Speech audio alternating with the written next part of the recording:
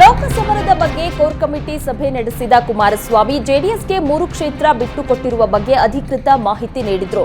ಇಂದಿನ core committee ಸಭೆ ಬಳಿಕ ಮಾತನಾಡಿದ ಎಚ್ಡಿಕೆ, ಮಂಡ್ಯದಿಂದ ತಾವೇ ಅಭ್ಯರ್ಥಿ ಎಂದು ಪರೋಕ್ಷ ಸುಳಿವನ್ನ ನೀಡಿದ್ರು. ಮಂಡ್ಯದಲ್ಲಿ ಜೆಡಿಎಸ್ ಪಕ್ಷ ಪುಟಿದೇಳಬೇಕಿದೆ, ಮಂಡ್ಯಕ್ಕೆ ಬರುವಂತೆ ಜನ ಆದೇಶವನ್ನ ನೀಡುತ್ತಿದ್ದಾರೆ ಎನ್ನುವ ಮೂಲಕ ತಮ್ಮ ಸ್ಪರ್ಧೆಯ ಸುಳಿವನ್ನ ಕೊಟ್ಟರು. ಪಕ್ಷ ಉಳಿಸಲು ಸೂಕ್ತ ತೀರ್ಮಾನವನ್ನ ತೆಗೆದುಕೊಳ್ತೀವಿ, ನನ್ನ ಪಕ್ಷದ ಭವಿಷ್ಯದ ದೃಷ್ಟಿಯಿಂದ ಉತ್ತಮ ತೀರ್ಮಾನವನ್ನ ತೆಗೆದುಕೊಳ್ಳುವೆ, ಮಂಡ್ಯ ಜನತೆ ಬಯಸುವ ರೀತಿ ತೀರ್ಮಾನವನ್ನ ತೆಗೆದುಕೊಳ್ತೀನಿ ಎಂದ್ರು. ಕೆಲವೇ ಕ್ಷಣಗಳಲ್ಲಿ ಜೆಡಿಎಸ್ ಅಭ್ಯರ್ಥಿಗಳ ಹೆಸರು ಘೋಷಿಸುತ್ತೇವೆ ಎಂದ್ರು. ಕೋಲಾರ ಜೆಡಿಎಸ್ ಟಿಕೆಟ್ಗೆ 3 ಮಧ್ಯೆ ಪೈಪೋಟಿ ಏರ್ಪಟ್ಟಿದ್ದು, ಮಲ್ಲೇಶ್ ಬಾಬು, ನಿಸರ್ಗ ನಾರಾಯಣಸ್ವಾಮಿ, ಸಮೃದ್ಧಿ ಮಂಜುನಾಥ್ ಹೆಸರು ಕೇಳಿಬಂದಿದೆ. ಮಂಡ್ಯ ಲೋಕಸಭಾ ಕ್ಷೇತ್ರ ಮೈತ್ರಿ ಪಕ್ಷಕ್ಕೆ ಹಂಚಿಕೆಯಾಗಿರುವ ಹಿನ್ನೆಲೆ ಬಿಜೆಪಿ ನಾಯಕರು ಮೈತ್ರಿಕೂಟದಲ್ಲಿ ಸಮನ್ವಯ ಸಾಧಿಸುವ ಪ್ರಯತ್ನ ಮುಂದುವರೆಸಿದ್ದಾರೆ. ಮಂಡ್ಯದಲ್ಲಿ ಗೆಲುವು ಸಾಧಿಸಲು ಜೆಡಿಎಸ್ ಅಭ್ಯರ್ಥಿಯನ್ನ ಬೆಂಬಲಿಸುವ ಕುರಿತಂತೆ ಸಮನ್ವಯ ಮೂಡಿಸುವುದಕ್ಕೆ ಚಿಂತನ ಮಂಥನ ಸಭೆ ನಡೆಸಿದ್ರು. ಬೆಂಗಳೂರಿನ ಖಾಸಗಿ ಹೋಟೆಲ್ನಲ್ಲಿ ಬಿಜೆಪಿ ಮಂಡ್ಯ ನಾಯಕರು ಮಹತ್ವದ ಸಭೆ ನಡೆಸಿದ್ರು. ವಿಜಯೇಂದ್ರ ನೇತೃತ್ವದಲ್ಲಿ ನಡೆದ ಸಭೆಯಲ್ಲಿ ಸಂಸದೆ ಸುಮಲತಾ ಅವರಿಗೆ ಟಿಕೆಟ್ ನೀಡದಿರುವ ವಿಚಾರದ ಬಗ್ಗೆಯೂ ಚರ್ಚೆಯಾಯಿತು.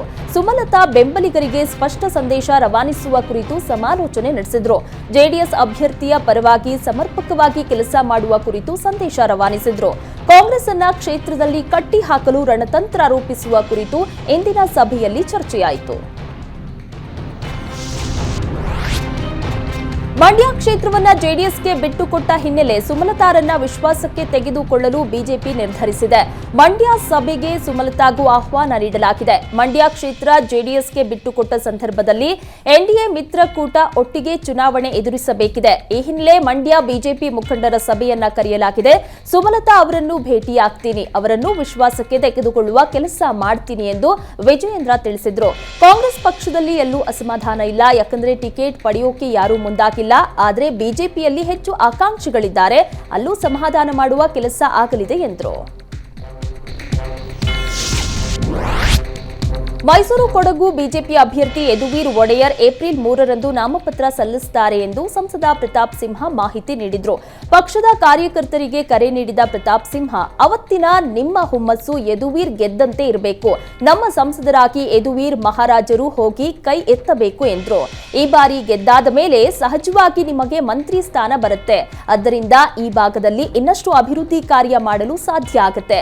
ಯದು ವಂಶದ ಕೊಡುಗೆ ನಮ್ಮ ಮುಂದೆ ಸದಾ ಇರುತ್ತೆ. ಪ್ರತಿಭಾನ್ವಿತ ಆಸ್ಥಾನದಲ್ಲಿ ಅವಕಾಶ ಕೊಟ್ಟಿದ್ದು ಮಹಾರಾಜರು.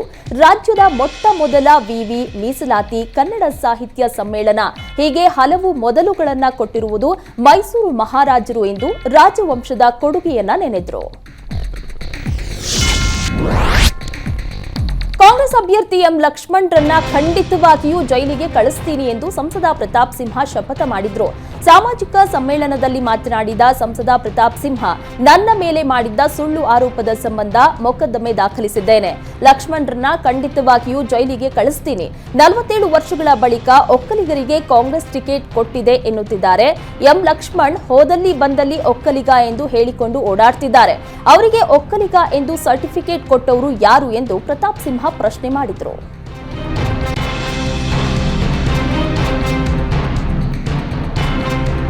ಮೈಸೂರು ಕೊಡಗು ಕಾಂಗ್ರೆಸ್ ಅಭ್ಯರ್ಥಿ ಲಕ್ಷ್ಮಣ್ ಪ್ರಚಾರವನ್ನು ಆರಂಭಿಸಿದ್ದಾರೆ. ಮೊದಲಿಗೆ ಕೊಡಗಿನಲ್ಲಿ ಪ್ರಚಾರ ಆರಂಭಿಸಿದ್ದು, ತಲಕಾವೇರಿಯಲ್ಲಿ ಕಾವೇರಿ ಆಶೀರ್ವಾದವನ್ನ ಪಡೆದ್ರು. ಬಳಿಕ ಮಾತನಾಡಿದ ಲಕ್ಷ್ಮಣ್, ನನಗೆ ಯಾವುದೇ ರಾಜಕೀಯ ಹಿನ್ನೆಲೆ ಇಲ್ಲ, ಆದರೂ ಪಕ್ಷ ಮತ್ತು ಮುಖಂಡರು ನನ್ನನ್ನು ಗುರುತಿಸಿದ್ದಾರೆ. ಈ ಭಾಗದಲ್ಲಿ ಕಳೆದ 10 ವರ್ಷಗಳಿಂದ ಕಿಡಿ ಹೊತ್ತಿಸೋದು ಬಿಟ್ಟರೆ ಅಭಿವೃದ್ಧಿ ಆಗಿಲ್ಲ. ಮೈಸೂರನ್ನ ಪ್ಯಾರಿಸ್ ಮಾಡ್ತೀನಿ ಅಂದ್ರು, ಅದೇನು ಮಾಡಿದ್ರು ಅಂತ ಗೊತ್ತಿಲ್ಲ. ನಾನು ಎಂಪಿ ಆದ್ರೆ ಸ್ವರ್ಗ ಮಾಡ್ತೀನಿ ಅನ್ನಲ್ಲ, ಕೇಂದ್ರ ರಾಜ್ಯದ ಯೋಜನೆಗಳನ್ನ ಜನರಿಗೆ ತಲುಪಿಸ್ತೀನಿ. ರಾಜ್ಯ ಸರ್ಕಾರದ ಸಹಕಾರ ಇಲ್ಲದೆ ಕೇಂದ್ರ ಅಥವಾ ಎಂಪಿಗಳು ಏನೂ ಮಾಡೋದಕ್ಕೆ ಆಗಲ್ಲ ಎಂದರು. ಹಾವೇರಿ ಲೋಕಸಭಾ ಕ್ಷೇತ್ರದಲ್ಲಿ ಬೊಮ್ಮಾಯಿ ಪ್ರಚಾರವನ್ನ ಆರಂಭಿಸಿದ್ದಾರೆ. ಹಾನಗಲ್ ತಾಲೂಕು ಮಾಸನಕಟ್ಟಿ ಗ್ರಾಮದಲ್ಲಿ ಮಾತನಾಡಿದ ಬೊಮ್ಮಾಯಿ, ನಮಗೆ ಅದ್ಭುತವಾದ ರೆಸ್ಪಾನ್ಸ್ ಸಿಗ್ತಾ ಇದೆ, ಜನ ಸಪೋರ್ಟ್ ಮಾಡ್ತಾ ಇದ್ದಾರೆ. ನರೇಂದ್ರ ಮೋದಿ ಗಾಳಿ ಕರ್ನಾಟಕದ ಉದ್ದಗಲಕ್ಕೂ ಇದೆ ಎಂದರು. ನಟ ಸುದೀಪ್ ಸೇರಿದಂತೆ ಸ್ಟಾರ್ ಪ್ರಚಾರಕರು ಬಿಜೆಪಿ ಬಗ್ಗೆ ಪ್ರಚಾರ ಮಾಡುವ ಬಗ್ಗೆ ಮಾತುಕತೆ ನಡೀತಾ ಇದೆ, ಪಕ್ಷದಿಂದ ತೀರ್ಮಾನ ಆಗುತ್ತೆ ಎಂದರು. ಮೋದಿ ಮೋದಿ ಎಂದವರ ಕಪಾಳಕ್ಕೆ ಬಡಿಯಿರಿ ಎಂದು ನಿನ್ನೆ ಸಚಿವ ಶಿವರಾಜ್ ತಂಗಡಗಿ ವಿವಾದಾತ್ಮಕ ಹೇಳಿಕೆ ನೀಡಿದ್ರು.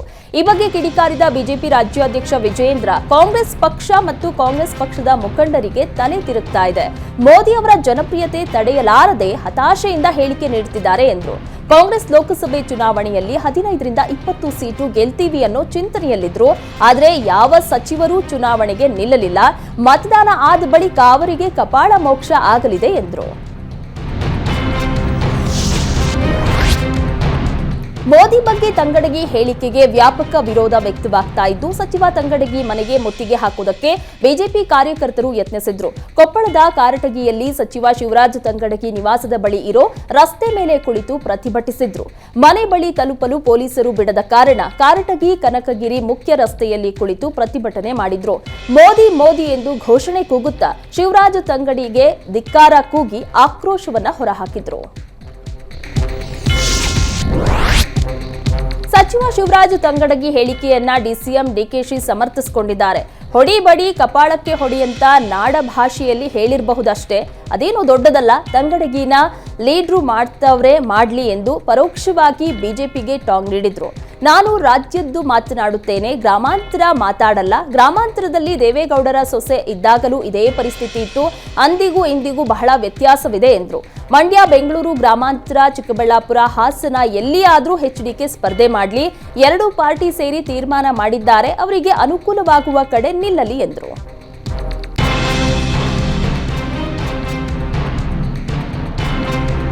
ಚುನಾವಣೆ ಪ್ರಚಾರಕ್ಕೂ ಮುನ್ನ ಟೆಂಪಲ್ ರನ್ ಮಾಡಿದ ಡಿಕೆಶಿ ಎಲ್ಲರೂ ಅವರ ಧರ್ಮದ ಬಗ್ಗೆ ನಂಬಿಕೆ ಇಟ್ಕೊಂಡು ಬದುಕಬೇಕು ಎಂದರು.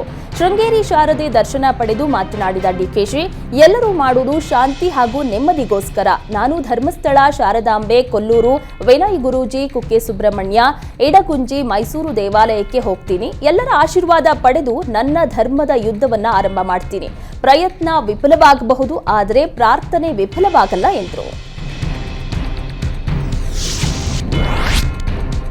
ಶಿವಮೊಗ್ಗದಲ್ಲಿ ಬಂಡಾಯ ಸಾರಿದ ಕೆಎಸ್ ಈಶ್ವರಪ್ಪ ತಮ್ಮ ಕಾರ್ಯಕರ್ತರ ಸಭೆ ನಡೆಸಿದರು. ಶಿವಮೊಗ್ಗ ನಗರ ಮತ್ತು ಗ್ರಾಮಾಂತರ ಮಟ್ಟದ ಕಾರ್ಯಕರ್ತರ ಸಭೆ ನಡೆಸಿ ಲೋಕಸಭೆ ಚುನಾವಣೆ ಬಗ್ಗೆ ಚರ್ಚೆ ನಡೆಸಿದರು.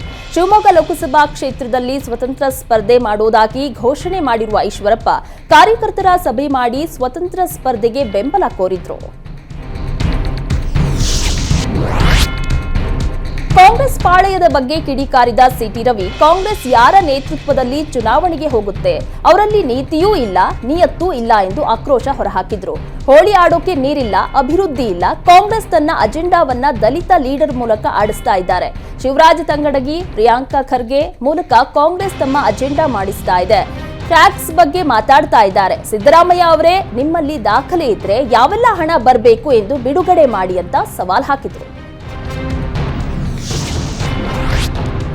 ಹರಿಹರ ಬ್ರಹ್ಮ ಬಂದರೂ ಸಂವಿಧಾನ ಬದಲಾವಣೆ ಸಾಧ್ಯವಿಲ್ಲ ಎಂದು ಚಾಮರಾಜನಗರ ಲೋಕಸಭಾ ಕ್ಷೇತ್ರದ ಬಿಜೆಪಿ ಅಭ್ಯರ್ಥಿ ಎಸ್ ಬಾಲರಾಜು ಹೇಳಿಕೆ ನೀಡಿದ್ದಾರೆ.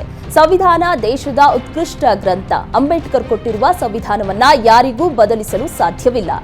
ಯಾರೋ ಸಂವಿಧಾನ ಬದಲಾವಣೆ ಬಗ್ಗೆ ಮಾತನಾಡಿದ್ರೆ ಅದು ಮೋದಿ ಅವರು ಹೇಳಿದ್ದಲ್ಲ, ಪಕ್ಷದ ತೀರ್ಮಾನವೂ ಅಲ್ಲ ಅಂತ ಬಾಲರಾಜು ಹೇಳಿದ್ರು. ಯಾರೋ ವೈಯಕ್ತಿಕವಾಗಿ ಹೇಳಿಕೊಳ್ತಾರೆ, ಅವರ ಮೇಲೆ ಕ್ರಮ ಆಗಿದೆ ಎಂದರು.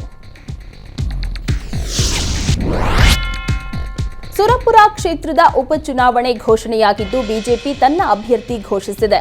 ವಿಧಾನಸಭೆ ಚುನಾವಣೆಯಲ್ಲಿ ಸೋಲು ಕಂಡಿದ್ದ ರಾಜುಗೌಡಗೆ ಬಿಜೆಪಿ ಮತ್ತೆ ಟಿಕೆಟ್ ನೀಡಿದೆ. ರಾಜ ವೆಂಕಟಪ್ಪ ನಾಯಕ್ ನಿಧನದಿಂದ ತೆರವಾಗಿದ್ದ ಸುರಪುರ ಕ್ಷೇತ್ರದಲ್ಲಿ ಉಪಚುನಾವಣೆ ನಡೆಯಲಿದೆ.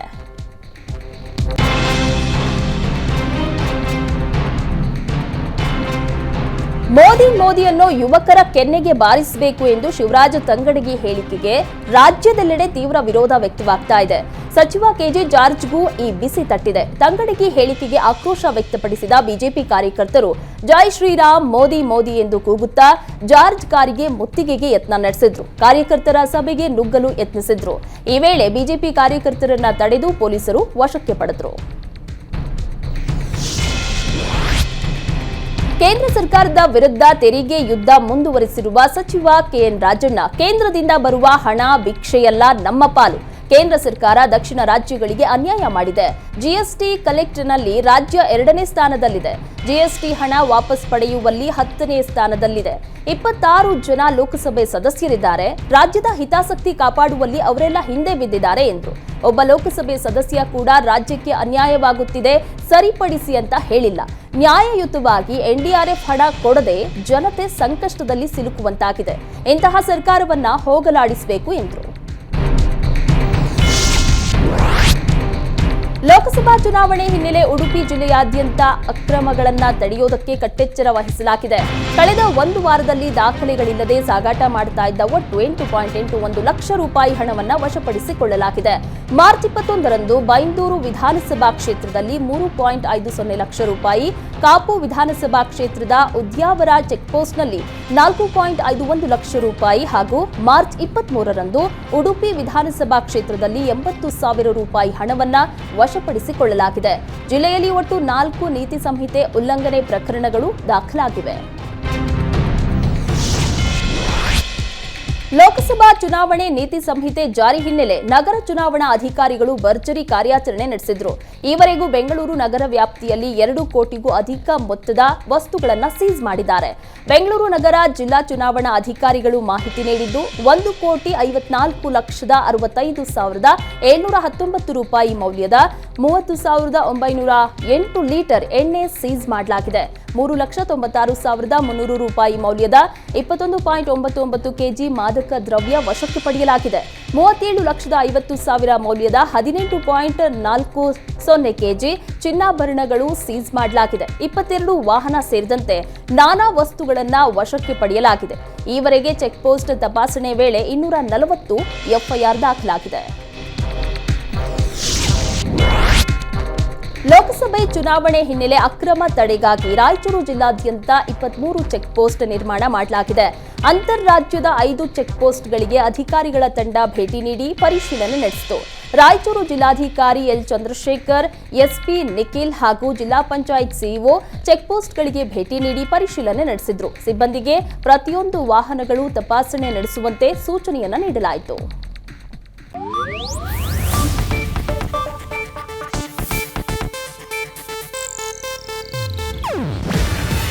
ಇದು ಏಷ್ಯಾನೆಟ್ ನ್ಯೂಸ್ ನೆಟ್ವರ್ಕ್ ಪ್ರಸ್ತುತಿ. ನೀವು ನೋಡ್ತಿದ್ದೀರಾ ಏಷ್ಯಾನೆಟ್ ಸುವರ್ಣ ನ್ಯೂಸ್.